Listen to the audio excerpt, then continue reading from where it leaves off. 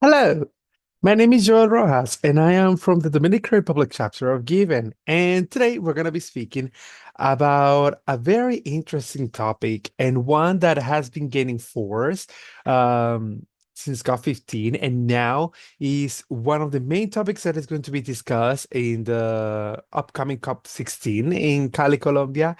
And it's exciting to see how the development of this topic has been growing and growing up, and how different stakeholders are understanding because of how technologies and in times of moving um, with the different uses of biodiversity, specifically talking about genetic resources. So this is like an updo, like a do topic in the CBD arena, and now we are starting to see importance on this. So with not further ado, the topic that I'm gonna be covering is going to be of the one of the agenda item number 9, which is digital sequence information or DSI. It has a longer name, but we're gonna call it DSI for uh, for simplicity, although it's not a simple topic. And we're gonna see first a little bit of context of this topic. First, we need to understand that DSI is not a new topic, actually, in the arena. If we talk about it, it was a new and upcoming issued back in 2016 at COP13. And from there, we designated a finding a scoping study in 2017 that actually served for the ACTEC, or the Ad Hoc Technical Expert Group in Digital Sequence Information in 2018, to analyze and understand the scope and the range of these digital sequence information, and what it was, and what it is containing, the implications of this, and these ACTEC make recommendations for Substa, and Substa then make recommendations for COP14. At COP14, we have different studies that were analyzed. We have the concept and the scope, which was the first study in 2019, meaning the concept of DSI, what it is, what it's covering, and if it's gonna be used or applied in the scope of Nagoya Protocol, or if it's gonna be something that goes beyond Nagoya and is needed to be in the CBD context. First, two study combines, which are the 23, which is regarding the databases and the traceability of the sequences, and also the domestic measurements that could be applied in order to have regulations and policies to assess, manage, and control digital sequence information. And this brought another group, which was the DSI ACTEC in 2020, that made recommendations for the next open-ended working group, number 3, in 2021. And then in COP15, that happened in 2022, as we remember, made a decision regarding different terms of reference and needs that the community had in order to understand what was the real scope of DSI. But this we're going to be seeing a little bit later. This is just to understand that the concept of DSI and and the measurements and the looks and the conversations, negotiations, and discussions is not a new topic. It was a new topic in 2016, but it's not a new topic now. And now we are seeing very high level decisions and negotiations happening on this regard. But what is digital sequence information? Actually, right as of right now, there is no a consensus definition of what is digital sequence information, and it is because sequences coming from genetic resources can imply different things. So basically, uh, we know that DSI is it comes from information related to a genetic resources, genetic resources. Is genetic and biochemical information, basically. So, in the big context, is gonna be regarding genetic information and biochemical information. So there are different groups defining DSI, both of them with their own arguments of what is to be in, what needs to be out of the definition of what is digital sequence information needs, but all of them in the basis have the group one definition, which is that digital sequence information is information that is contained in a digital format that it's regarding sequences of DNA and RNA, which are two nucleic acids that we have in all living species, and especially in non-living organisms, such as, for example, viruses. Uh, this group one defines DSI as only DNA and RNA, like nucleic acid sequences, non-coding nucleic acid sequences, genetic mapping, and structural annotations. The group number two defines DSI as, of course, DNA and RNA, but also adding proteins and epigenetic modifications. And it is because the result of DNA and RNA subsequently is proteins. So and proteins, we can have amino acid sequences based on the peptide that we have in hand. Also, for example, we can have information about gene expression, genetic modifications, molecular structures and proteins, and this. Another group believes that the definition of group one and group two are correct, but we need to add a third element, which is metabolites, which are basically subproducts of proteins, for example, subproducts of protein interactions, for example, macromolecules and cellular metabolites, which is, again, adding more information regarding elements that come from the initial DNA and RNA, which is the basis of digital sequence information. Also, some groups believe that associated information should be in a definition, like traditional knowledge associated with the genetic resource, specifically with the species or the organism that is going to be sequenced. Also, for example, information regarding uh, in other types of information and utilization, for example.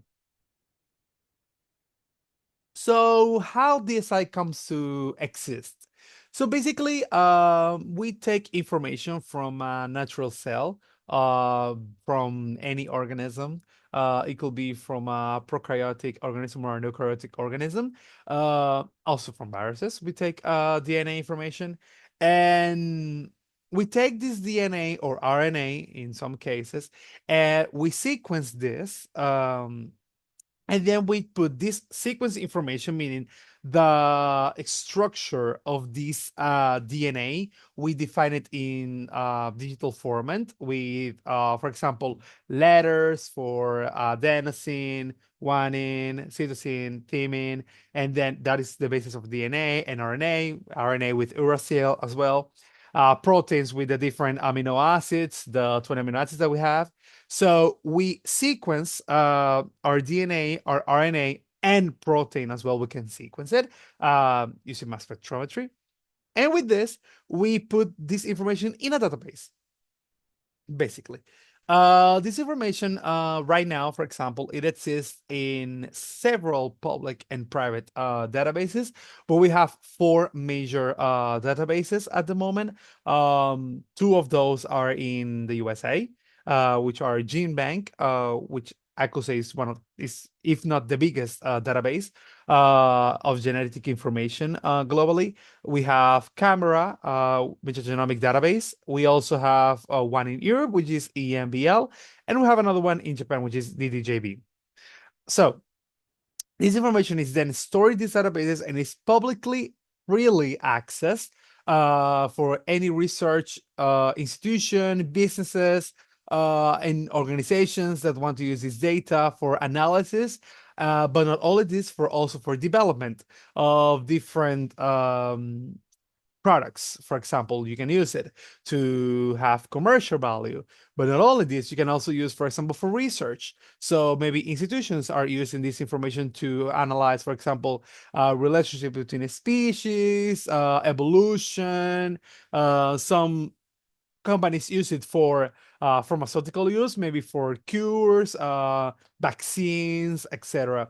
And all of these might have commercial and non-commercial value. And this, of course, if you think about the fair and equal distribution of genetic resources, which is the third objective of the Convention of Biological Diversity, it makes sense that there is a need coming up from countries who want to regulate the use, the access, and also the distribution of the benefits that arise, either them being commercial or potentially non-commercial, in monetary and non-monetary benefits, back to the communities and back to the countries where these sequences come from. Because of course, these sequences come from a species, and these species might be autochthonous and might be endemic and native species from different demarcations.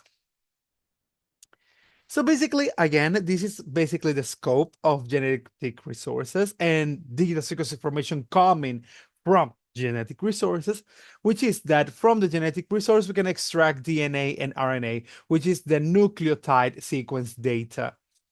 Then we can add proteins and have sequence data, because proteins, again, as you can remember from the previous slides, can be sequenced actually through mass spectrometry and other methods. So, and from proteins, you can have metabolites, which are small molecules coming up from proteins. So, but these metabolites can have IDs and can have use in human health, in biodiversity health, in agriculture, in businesses, in research, in a lot of areas. So all of this information goes into these databases, which right now are available for everyone to access. But the capacities in order to analyze the data, to gather the data, to put the data into these, are mostly gathered by developed states. And developing countries, in some instances, lack the capacities to analyze, understand, and basically legislate and assess and monitor the use of their genetic resources, which are available in these databases. So regarding DSI policy, a few working groups ago, and also thanks to the meetings that we have in the CBD, we have arrived to 5 different levels of policy status, depending on, for example, different things. So, for example, if the access is regulated and not regulated, if there is prior informed consent, if there is no prior informed consent, if there is no mutually agreeing terms, or if there is mutually agreeing terms, if benefit sharing is linked to DSI data, or if it's not linked to DSI data, if we are going to require for this different status tracing of the country of origin of the sequences of or not, or if the mechanism for distribution of benefits of the use of this sequence information is a bilateral mechanism, meaning between two parties, two states, or if it's a multilateral mechanism where we distribute the benefits across different dependencies and states and governments. So basically, at this state that we can see is that, for example, we right now have sort of a status quo where parties have not agreed on how to address access and benefit sharing for DSI in generic resources. So we can have after that different levels. So if DSI is fully integrated, if there is that each country has a standard MAT, if there is a standard MAT at an international level, if there is payment for access to DSI, if there is other payments and contributions, if there is technical and scientific cooperation, or if there is no benefit sharing from DSI, which is, of course, what we don't want to, because actually DSI, as it's coming from genetic resources is an important part. I think is a vital part of genetic resources because without DSI, you basically cannot do nothing with genetic resources. It's like basically having just the genetic resources, having the tools, having the materials and not doing, for example, a cake or something like that. So you need DSI. So DSI is considered a part of genetic resources by most of the dependencies that have genetic resources relation. And we're going to see more of this a little bit later.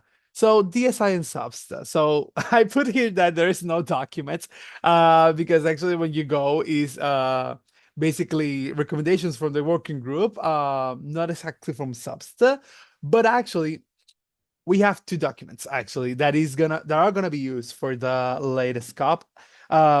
This video is made prior to maybe more documents to be uploaded, so maybe there is documents that are gonna be reviewed coming from Substa from DSI, but at the moment we have two main documents, and both are reports of the ad hoc open-ended working group on benefit sharing from the use of data sequence information on genetic resources for genetic resources. That's the long name that I didn't want to say at the beginning. So basically, these groups have two meetings.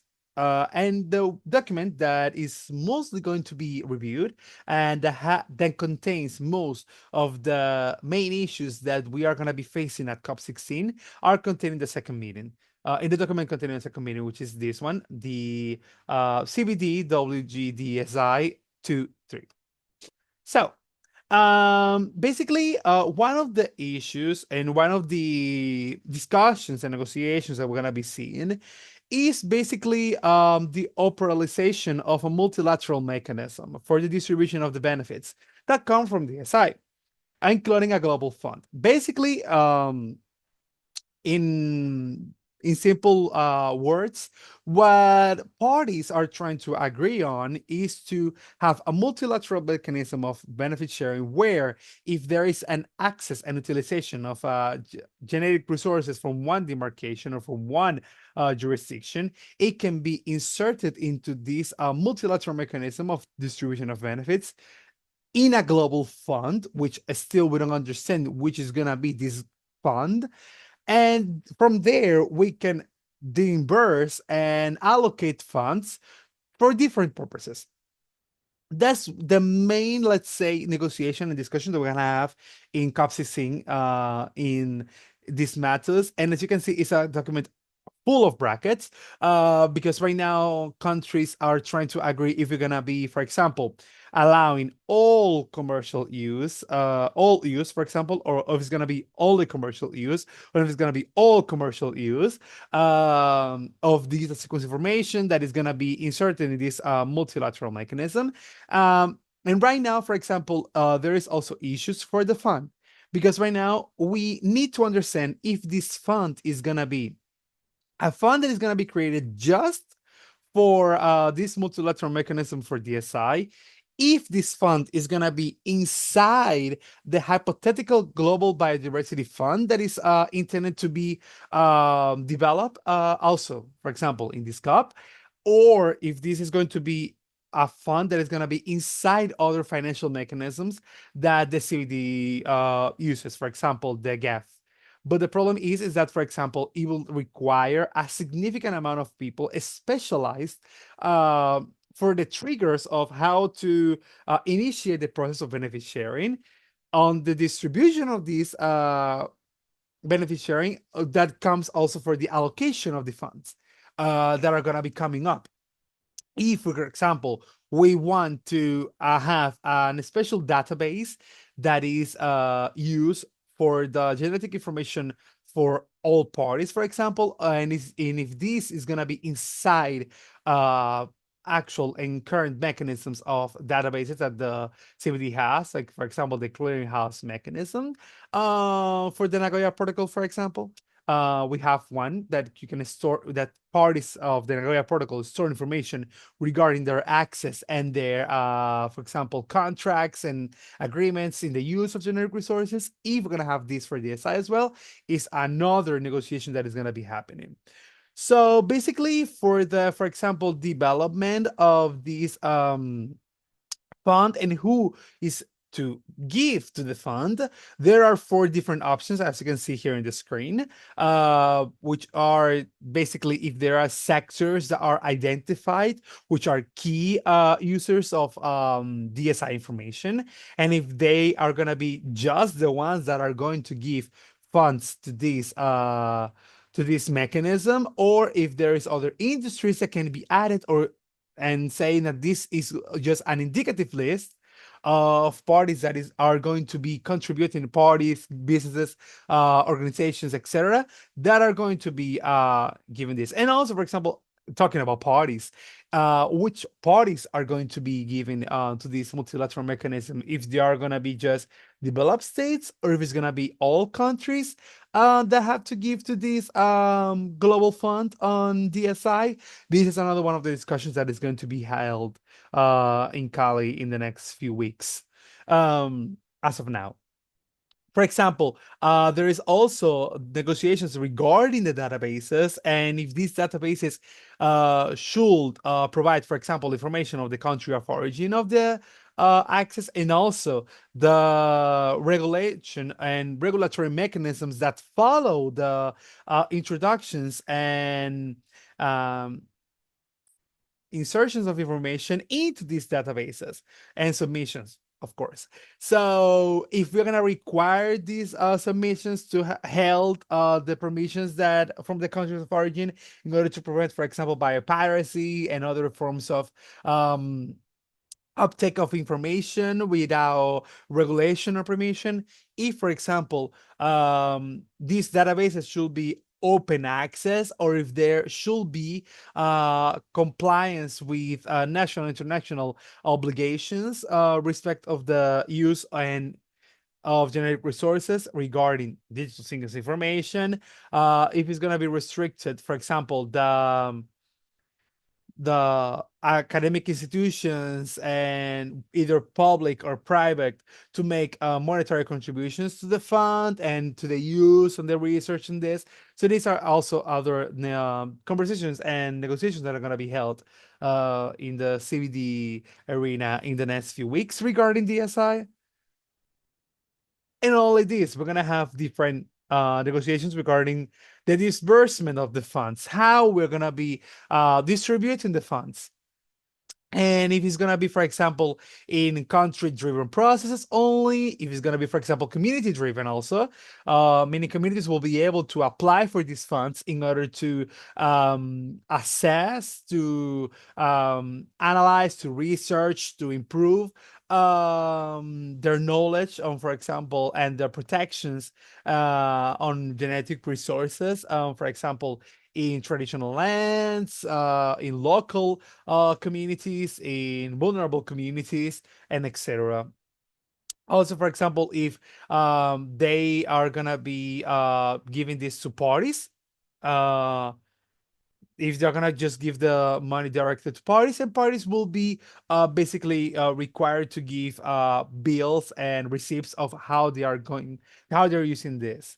Um, and also, of course, this reimbursement needs to take into consideration the rights of, for example, IPLCs, youth, women, and people from African descent, which is a new addition in the conversation on this topic, although is being brought by different organizations as a historical and also due topic to talk in the CBD arena. And finally, to close, a little summary of how DSI is going to be discussed. We're going to have different enclosures. Speaking about, for example, in the first one, the sectors or subsectors that are going to directly or indirectly or reliant on DSI use. Either for commercial or non-commercial use. Here is a big list of different sectors. Probably at COP it will be expanded. It could be accepted as such. It will be basically maybe reduced.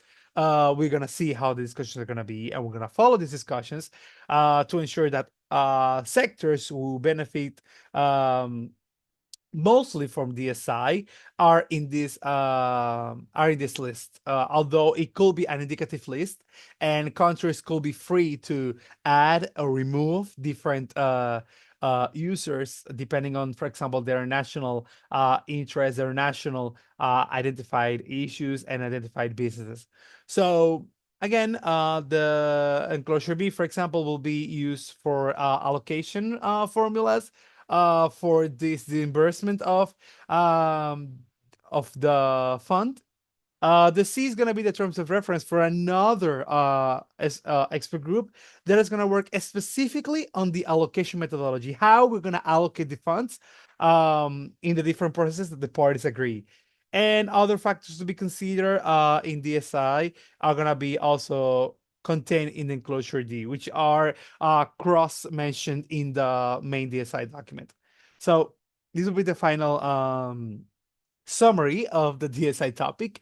Of course, if you have any other questions, do not hesitate to talk to me, to the policy team, but also to other youth across your country, and start discussing about these things.